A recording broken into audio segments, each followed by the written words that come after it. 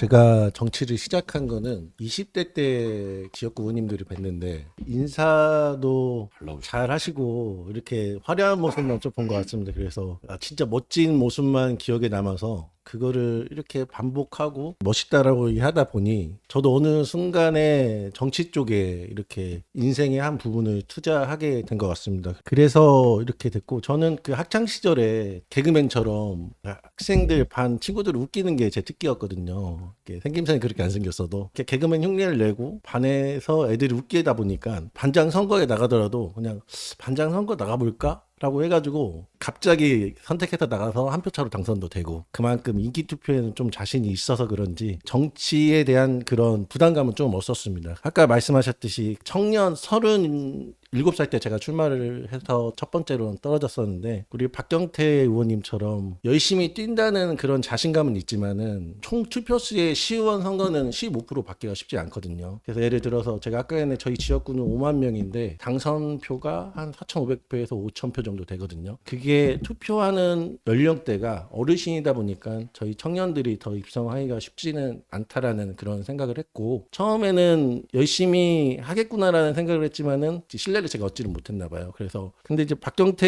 의원님이나 우리 이성국 의원님은 학생회장도 하시고, 박경태 의원 같은 경우에는 1-4번을 받으시고 이게 당선이 된 걸 보면 그만큼의 제가 더 많이 부족하지 않았나라는 생각도 듭니다. 그래서 그 부분에 대해서는 이제 앞으로 인식 개선은 좀 필요할 것 같습니다. 청년이지만은 더 열심히 뛰지만은 일단은 일도 할 수 있다라는 그런 인식 개선이 좀 필요해야 앞으로 청년 의원들이 더 많이 선출이 될 거라고 생각합니다. 특별하게 그 제도권 들어오기 전에는 저도 익산 일반 시민이었는데, 뭐 민원이나 불편한 사항이 있으면은 개선되는 게 쉽지 않았어요. 근데 의원 되고 제도권 내에 들어오다 보니까 분들이 요구하는 조그마한 것도 이렇게 바로 개선되는, 작은 예산이든지 큰 예산이든지 개선될 수 있는 부분에 뿌듯함을 느끼고, 또 필요하다고 하면 예산 반영을 위해서 저희가 조례도 개정을 하고, 조례 개정을 해서 예산 반영까지 노력하고, 또 그게 안 됐을 때 행정사무감사를 통해서 또 잘못된 점을 지적해서 시민들과 행정의 중간 역할을 할 수 있는 게 뿌듯함을 얻고요. 그리고 이 자리에서 말씀드리는데, 저는 여기 제도권에 들어오기 전에 공무원분들이 이렇게 고생하는지 몰랐습니다. 밤낮으로 고생을 참 많이 하시더라고요. 그래서 감사함도 많이 느끼고 있습니다.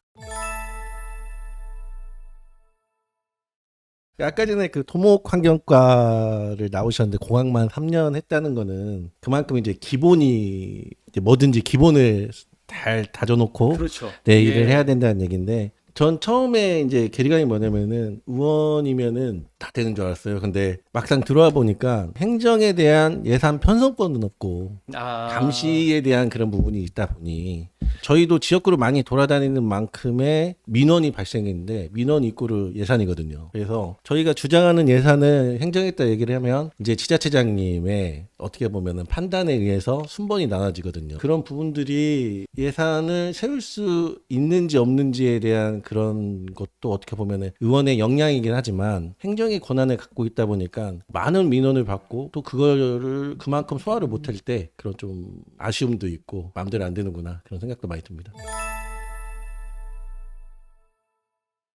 저도 그 가장 이성국 위원장님의 말씀에 공감이 되는 게, 저는 44세 늦깎이 이제 청년이고 이번이 지나면 청년을 이제 졸업할 것 같아요. 나이로도. 지역구에서 제가 과연 잘 했어야 되는데 제가 만약에 못하는 상황이 나오면 익산시 전체 청년 의원에 대한 그 제도권 진입률이 떨어질 것 같다. 그렇기 때문에 그 부분은 신경 써서 청년도 잘할 수 있다라는 그런 마인드를, 그런 인식을 심어주고 후배 청년들이 들어왔을 때 그래도 최재현 의원처럼 열심히 하겠지라는 기대감을 주면 청년 의원의 접근성이 높아질 것 같습니다. 그리고 저는 의정활동을 하면서 저희 청년 의원의 장점이 소통입니다. 그냥 청소년들과 아동에 가한, 아동은 가정에서, 청소년과 가정에서 그런 걸 많이 느끼고, 현재 청소년 단체랑 소통을 할 수 있는 50대 이상의 의원님들보다는 더 접근성, 소통이 유리하다고 생각을 해서 저희 지역구인 양정민 의원님하고 청소년 단체 간담회를 전체 한번 돌았고요. 두 번째로는 아까 박형태 의원님이 말씀하셨지만 학교 복합과 시설 조례를 저는 이미 이제 개정을 하고 이미 그 부분에 대해서 저희 지역구 예산이 반영될 수 있도록 노력은 하고 있는데, 말처럼 그게 쉽지 않아서 지속적으로 지금 노력을 하고 있습니다. 그래서 그런 정주 여건을 저희가 만들어줬을 때 무엇을 할 수 있을까 생각을 했는데, 지금 뭐 지역대학하고 익산시가 앞으로는 협력을 해야 됩니다. 지역대학 자체가 대기업이랑 똑같습니다. 1만 명 정도의 인구를 유입을 할 수 있고 거기에 상권 활성화를 할 수 있는데, 그 부분에 대해서 저희가 이제 조례를 제가 제정한 게 지방대학 및 지역 육성에 관한 조례 제정을 했습니다. 이미 군산시는 있더라고요. 그래서 그 활용을 잘 할 수 있는지 안 하는지 모르겠지만은, 이거는 이제 국비 사업이거든요. 글로컬 30, 글로컬 세계화의 지역의 그런 육성을 할 수 있는 그런 사업을 이미 원광대학교는 지금 하고 있고, 원광보건대학교도 이제 하이브 사업이라고 해서 익산시와 교육청, 그다음에 익산시 유관기관이랑 계속 협의를 해가면서 국가 국비 사업을 지금 잘 해가고 있거든요. 그런 부분에 있어서 저희가 그거를 조례로 일단은 협력할 수 있도록 근거를 마련하고, 기타 뭐 제가 오은 발언을 한 게 중소기업 경쟁력을 키우기 위해서, 중소기업 경쟁력이라는 거는 청년들이 양질의 일자리를 원하기 때문에 대기업으로 많이 가지 않습니까? 그러면은 중소기업이 어떤 메리트가 있는지에 대해서 익산시에서 지자체하고 소통을 해가면서 홍보도 해주고 지원도 일부 해줘가지고 청년들이 일자리를 만들 수 있는 그런 오은 발언도 했었고, 다 아까 전에 말씀하셨듯이 이제 공무원들 일 양립에 대해서 육아휴직을 갔을 때 불합리함을 없애고, 오히려 육아휴직 복귀했을 때 원하는 부서로 배치할 수 있도록, 그런 어떻게 보면은 정주 여건과 그렇다면은 더 청년들이 익산시에 있을 때 더 좋은 정책이 있구나라는 생각이 들 수 있도록 그런 거를 제가 오은 발언과 조례를 이렇게 준비를 했던 것 같습니다. 네, 저는 그 이성국 의원님 말씀도 맞는 것 같아요. 어려움이었다고 하면 저도 똑같은 내용인데, 이게 모든 게 자기 입장에서 민원을 받다 보면 저희가 당연히 해드려야 될 것도 있지만 못하는 것도 많이 있거든요. 근데 그거를 안 됐다고 해서 그게 어떻게 보면 유도를 하거든요. 그러면 저희도 그 상황을 설명하다 보면 자칫 오해를 살 수 있는 상황이 나오는데, 그렇게 되면 이제 저희가 조금 안 좋은 상황이 나오는 그런 부분에 대해서 저희는 정확하게 얘기를 해줘야 되는데, 그 정확함이 잘못됐다고 인식을 할 경우에 저희가 또 잘못된 이야기를 한 의원으로, 청년 의원으로 이렇게 좀 안 좋게 보일 수 있어서 그 부분을 가장 많이 공감을 하고, 그거 같아요. 박경태 전북특별자치도당 청년위원장님이 앞에 계시지만, 지금 저희가 옛날에는 40대, 50대, 60대가 피라미드 형상이었다고 하면 지금은 역 피라미드 형상입니다. 60대 이상이 70대 이상, 80대 이상이 많아지고 30대, 40대일 갈수록 줄어들어요. 근데 그렇게 되면 뭐가 문제냐? 청년들의 정치 참여율은 없어지고 인구수는 더 줄고 하다 보면 청년에 대한 표가 더 없어지는 거잖아요. 그래서 우리 청년위원장님이, 박경태 청년위원장님과 전 이성국 청년위원장님이 조금 더 그런 홍보에 대한 정책과 그런 프로그램을 한번 이번 임기 동안 좀 만드시면 어쩔까라는 생각이 듭니다. 그렇게 되면 정치 참여만 된다고 하면 그 청년 의원들도 입성에 그렇게 어렵겠지만 좀 그래도 희망이 될 것 같습니다. 저는 이제 어떻게 보면은 패배도 느꼈고 어떻게 보면 당선의 그 두 가지를 한 번에 느꼈는데, 선거는 절대 떨어지면 안 됩니다. 그리고 떨어지면 안 되고, 저만 힘든 게 아니라 가족들도 많이 힘들거든요. 특히 배우자는, 저희는 와이프랑 같이 맞벌이를, 저는 의원 생활하고 저희 와이프는 직장 생활을 하는데 지역에 있다 보니까 선거 떨어지니까 어떻게 보면 그게 저희 와이프의 닉네임이 되더라고요. 그때 제가 선거 일각 답은 받고 153표 차로 떨어졌거든요. 아깝게 떨어진 시의원의 후보의 와이프. 네, 그게 어떻게 보면은 화제 전환도 좋고 하다 보니까 그렇게 됐었고, 지금 또한 어떻게 보면은 시의원 와이프로서에 대한 그런 부분들이, 그래서 저 처음 나갔을 때 반대했었나 봐요. 당선되고 떨어지고가 중요한 게 아니라 이런 부분들을, 저한테 항상 그러거든요. 똥을 찍어 먹어봐야 하냐고. 그렇죠. 네네. 된장인지 똥인지 그걸 아냐, 그 얘기를 하는데, 그 부분이 너무 지금도 미안하고 항상 감사합니다. 그래서 지금은 저의 열렬한 또 팬이. 아니 그런데 그러면은 네. 그렇게 처음에 반대하셨다고 했는데 어떻게 그걸 설득해서 출마를 하게 되셨나요 혹시? 하다 보면 괜찮습니다.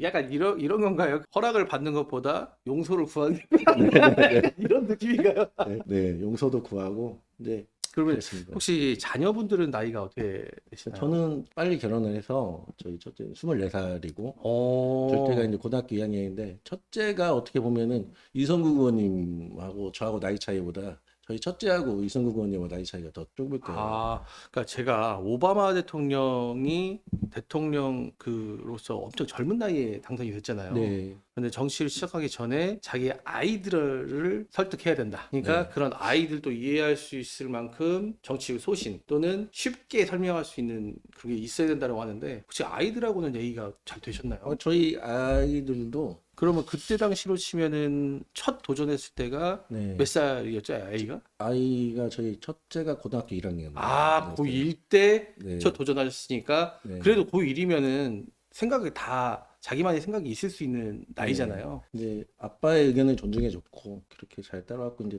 떨어지고 나서 저희 두 번째 이번 선거 나왔을 때 엄마의 괴로워하는 모습을 보니까 4년 동안 네. 계속 봐와서 네, 아빠 또 떨어지면 어떡해 그 걱정을 하더라고요. 그래서 그 마음이 너무 미안했고 지금은 아빠 얼굴이 많이 사갔는데 이제 정치인처럼 생겼어 그렇게 얘기하더라고요. 그래서 아무튼 가족들의 응원이 없으면 이게 힘든 직업이라고 저는 생각을 해요. 네. 그래서 그런 과정이 있어서 더 단단해지셨다고 생각합니다. 근데 저보다 우리 또 박경태 위원장님이 얘기도 아들도 좀 나이가 어린 걸로 알고 있는데 그 재수 씨가 진짜 대단한 거죠.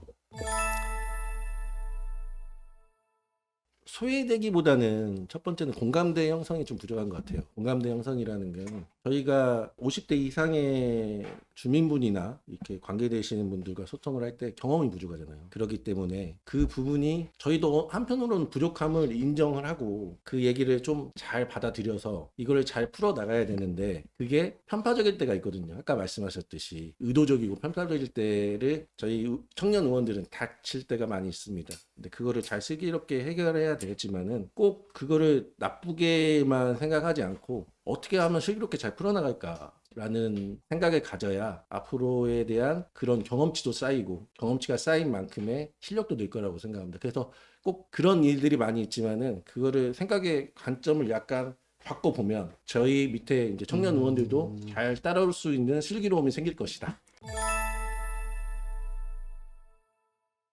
먼저 이 자리를 마련해 주시고 준비해 주신 한준희 사회자님한테 감사하다는 말씀 드리겠습니다. 그리고 윤석열 전 대통령이 며칠 전에 탄핵 파면이 되셨는데 저희 서울 상경했을 때 다들 이렇게 몇 번이고 현장에서 탄핵 집회 현장에서 어떤 분들이셔가지고 고생하셨다는 말씀도 드리겠습니다. 그리고 제가 이제 말이 길다고 이제 뭐라고 하시는데 그래도 형이니까 조금 더 잘해야 되지 않을까라는 그런 부담감을 가졌던 것 같습니다. 그래서 조금 일장 연설을 하긴 했지만은 아무튼 그 부분은 좀 이해해 주셨으면 좋겠습니다. 그리고 오늘 너무 이렇게 조금 한편으로는 마음이 후련해지는 것 같아요. 이렇게 제가 속으로 할 수 있었던 얘기를 할 수 없었던 얘기를 이렇게 같이 동료 의원님들과 우리 또 사회자님과 함께 이렇게 공유할 수 있던 자리가 너무 후련했던 것 같고요. 마음이 편안해지고 앞으로도 이렇게 이런 유튜브 방송을 하는데 저도 사회자님 거 구독을 눌렀지만 앞으로도 이런 좋은 프로그램이나 좋은 주제를 가지고 이렇게 자주 고정은 아니지만 반고정 정도는 이렇게 참여하게 해주셨으면 좋겠습니다. 아무튼 오늘 너무 고생하셨고 네 감사합니다. 네.